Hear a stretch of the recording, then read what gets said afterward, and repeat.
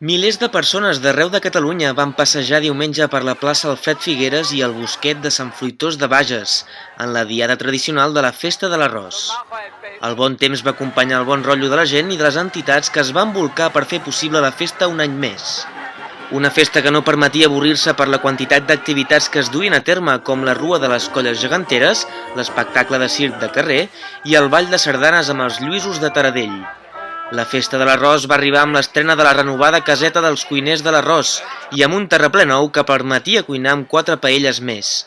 Els cuiners van preparar paella per unes 3.200 racions i 19 colles, amb unes 300 persones, van participar en un concurs de paelles molt animat. Aquest any, doncs mira, com pots veure, tenim un arròs que ara està al seu punt, no? Estem esperant perquè anem una mica avançats, però si voleu us canto els ingredients. Què us sembla? Canto els ingredients? Sí. Vinga. És la paella verda, la paella és del Sanfri. Ingredients, tenim 4 cebes, 3 pebrots verds, 2 pebrots vermells, 300 grams de cloïsses, 25 escamarlans, 1 quilo de sèpia, arròs, brou, oli, sal i molt verd perquè som del Sanfri.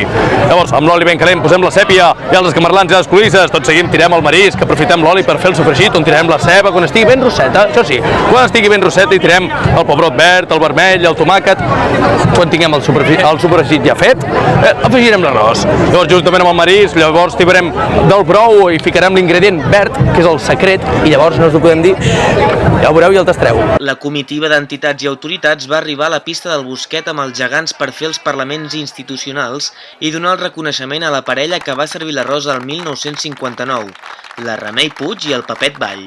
Doncs vinga, Remei, què ens has de dir? Jo no sé què he de dir. Em sento molt contenta, tota la vida de Sant Fruitós i col·laborar. Moltes gràcies a tothom.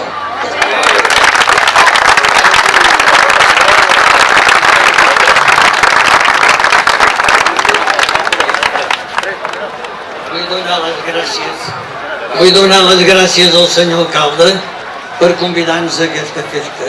Estem molt agraïts que per molts anys pugueu fer aquesta festa amb aquest esplendor i visca Sant Fruitós.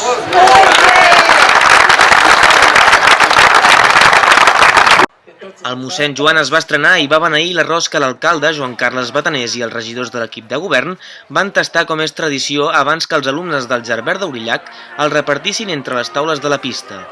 També van assistir a la festa i van tastar l'arròs diverses personalitats com Laura Vilagrà, Agustí Comas, Fernando Peñarrubia o el mateix Miquel Iceta. L'arròs de mar i muntanya de la colla de la Rosa Castany va ser la guanyadora del concurs de paelles.